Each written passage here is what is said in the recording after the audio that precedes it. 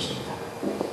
다른 사람이 아닌 바로 우리 자신이 가론 유다를 당할 것입니다. 혹시 모르니까 옆에 분에게 한번 이렇게 물어보시기 바랍니다. 가론 유씨 아니세요?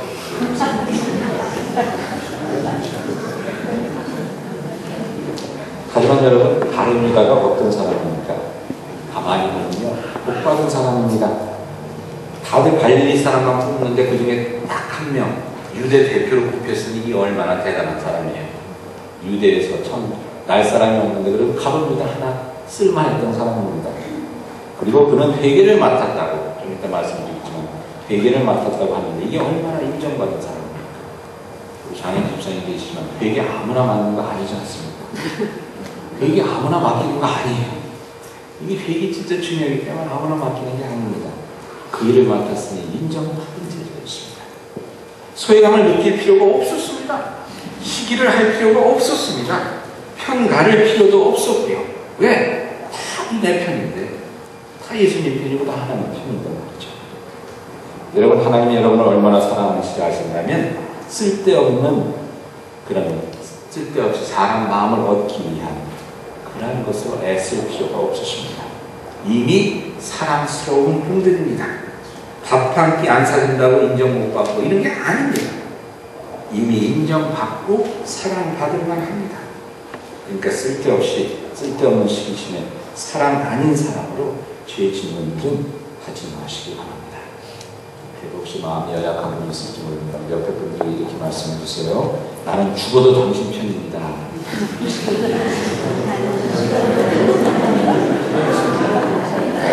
그럼 이렇게 대답해 주시기 바랍니다. 하나님은 우리 편입니다.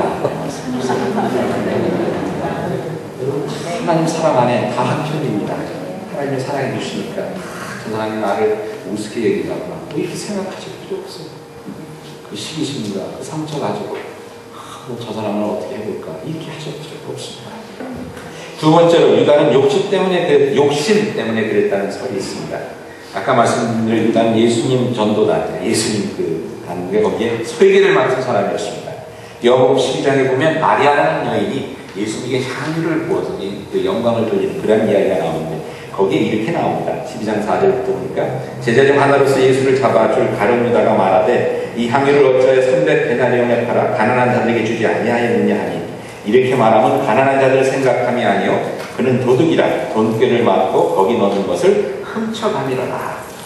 이 욕심이 있어서 하나님 예수님의 돈꾀에서 헌금하면서 돈을 훔쳐갔다는 겁니다. 근데 그런 유다가 결국은 욕심으로 예수님을 배반하게 되었다는 겁니다. 근데 여러분, 저희도 때로 이 욕심 때문에 남을 이용하게 되는 경우가 많지 않습니까? 아까 말씀드린 대로 아이들이 크리스마스가 다가오면 선물 받고 싶은 그 마음에 부모한테 잘하는 것처럼 말이죠. 창세기 27장에 보면 야곱이라는 사람 이야기가 나옵니다. 야곱이 하루는 자기 아버지께 아주 아버님이 좋아하시는 그 맛있는 음식을 정성 들여 만들어서 또 집사님 이걸 좀 꺼주시면 좋겠네 하고 얘기 나오는데 야곱이라는 사람이 그 아버지께 희한 음식을 만들어서 이렇게 드리는 이야기가 나옵니다. 근데 여러분, 그때 야곱이 아버지 되는 이삭에게 음식을 만들어 드렸는데 왜 만들어 드렸습니까? 요즘 아버님이 기력이 떨어지시는 것 같은데 좀 좋은 음식 좀 해드려야 되겠다 이래서 만들어 줬습니까?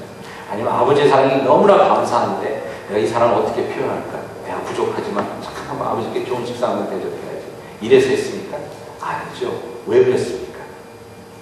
자기 형에게 갈 그 축복을 빼앗기 위해서, 내가 그걸 가로채기 위해서 그 욕심으로 그 음식을 만들어 드리지 않았습니까? 여러분, 근데 그 일로 인해서 그 가정에 얼마나 많은 큰 상처가 있게 됩니까? 근데 여러분, 저희도 야곱과 같이 나의 이익과 욕심을 위해서 남에게 잘해주는 척 할 때가 있지 않습니까? 하나님께는 또 어떻습니까? 이제 하나님께 감사의 표시로 헌금을 가지고 오는데 진짜 하나님께 감사해서 드리는 헌금입니까? 감사한 마음만 가지고 드리는 헌금입니까? 아니면 그래서 이거 안 하면 또 하나님께서 날 믿게 보시고 비즈니스 제대로 안 되게 해줄 테니까 그렇게 드려야지.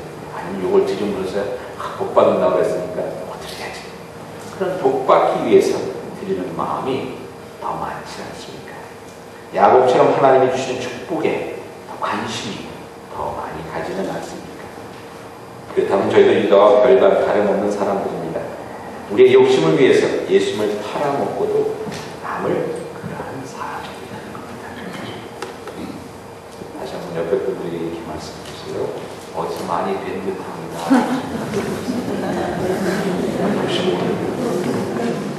여러분 창세기 18장에 보면 아브라함의 이야기가 나옵니다. 아브라함이 마음에 산수리 나무 아래에서 있었는데 새 나그네가 옵니다. 새 나그네가 누군지 모르고 그 사람들을 극진히 대접합니다. 다른 생각 없이 그냥 극진히 대접했어요. 아, 길 가는데 얼마나 힘들고 피곤할까. 발에 씻을 물을 주고 소를 잡아서 준비하고 밀가루를 이렇게 해서 떡을 만들고 그러니 나중에 어떻게 됐습니까? 그 사람들이 천사요 하나님의 것을 저가는 경험하게 됩니다. 여러분 다름이 없이 사심 없이 남을 섬길 때 사랑을 할 때 그것이 하나님으로부터 축복의 통로가 되는 것입니다. 마태복음 25장에 보면 어떤 이야기가 나옵니까? 마지막 심판에 대한 이야기가 나오는데 그때 예수님께서 뭐라고 말씀하시냐면 마지막 심판 때 사람을 둘로 나눌 것이다. 양과 염소처럼 이렇게 나누는데 그 사람들이 무슨 이야기를 합니까? 심판에 들어오는 그 왕이 얘기를 할 때 25장 35절에 보니까 내가 줄일 때에 너희가 먹을 것을 주었고 내가 줄일 때에 너희가 먹을 것을 주었고 그러니까 그 말을 들은 사람들이 뭐라고 대답합니까? 아니 예수님 저희가 언제 예수님이 배고픈 것을 알고 제가 먹을 것을 드렸습니까? 이 사람들은 모르는 거예요. 그냥 배고픈 사람이 있으니까 그냥 배고픈 사람을 위해서 먹을 것을 주었는데 그것이 결국 예수님에게 한 것이 되리라 말씀하지 않습니까? 15장 40절에 너희가 여기 내 형제 중에 지극히 작은 자에게 한 것이 내게 한 것이다. 아무 대가를 바라지 않고 지극히 작은 자에게 한 것이 예수님에게 한 것이라는 그런 말씀 여러분 기억나시죠? 다른 사심 없이 그저 아끼고 위하는 마음으로 밥 한 그릇이라도 정성으로 대접한다면 그것이 축복의 통로가 된다는 것입니다. 하나님께 나옵니다. 다른 생각 없이 그저 하나님께 감사한 마음으로 그리고 하나님을 사랑하는 마음으로 예배해야 되지 않겠느냐 그런 이야기입니다. 다른 사람을 사랑할 때도 마찬가지고 옆에 분들이 한번 이렇게 말씀해 주시면 어떨까요? 오늘 점심 제가 사심 없이 대접하겠습니다. 오늘 친교 시간에 여러분 밥그릇 날라드리고 커피잔 날라드리고 근데 다 사심 없이 하시는 겁니다. 나중에 나 장로들 때 뽑아주세요 이렇게 하는 게 아니라 사심 없이. 한국에서 큰 교회에서 장로들 되면 파킹란 인도를 해야 된다고 하더라고요. 그래야 교인들이 가장 눈에 잘 띄기 때문에 그래서 이병만 대통령이 소망교회에서 파킹란 이걸 많이 했다고 하는데 파킹란 그것도 사심 없이 장로 안 뽑아줘도 하나님의 일이니까 사심 없이 하실 수 있는 여러분 되시길 바랍니다. 세 번째는 어떤 신학자들은 가룟 유다가 유대 민족의 독립을 위해서 싸운 혁명 당원이었다는 주장을 펼칩니다. 그래서 그는 예수님을 통해서 뭔가 민중 독립 같은 것이 일어나기를 바랬는데 예수님이 가장 그냥 많은 사람들이 예수님을 따르는 많은 사람들이 함께 들고 일어나서 로마군을 물리치고 이스라엘의 독립을 이루겠다라는 그런 생각을 하고 어제나 이제나 저제나 하면서 기다리고 있는데 예수님이 안 하셨군요. 그러니까 유다가 기다리다 못해서 예수님 한번 풀시를 합니다. 예수님은 감옥에 들어가고 로마군에게 채찍을 맞고 이러면 예수님이 화가 나서라도 그냥 하늘의 천사들을 불러갖고 확 뒤집어 볼 것이 아니라 이런 계산을 하고 예수님을 팔았다는 겁니다. 근데 결국은 그렇게 안 됐죠. 그리고 나서 예수님이 십자가에 돌아가시니까 좌측감으로 자살을 했다. 이런 설명을 하는 분들이 있습니다. 근데 결국 이것은 뭐냐? 예수님의 뜻에 자기 자신을 맞춰가는 것이 아니라 자기의 뜻에 예수님이 맞춰가기를 바라는 그러한 마음입니다. 근데 여러분 저에게도 그런 태도가 있지 않습니까? 내가 맞다고 고집부리면서 결국 하나님의 마음도 아프게 하고 이웃에게도 상처를 주는 그러한 삶의 모습이 저에게 있지 않습니까? 구약에 보면 요나라는 선지자가 나옵니다. 요나라는 선지자는 그 북이스라엘에서 활동하는 선지자였는데 하루는 하나님께서 저에게 명령을 주시기를 아시리아의 수도인 니느웨라는 성에 가서 복음을 전하라. 하나님의 말씀을 선포하라. 이렇게 얘기를 합니다.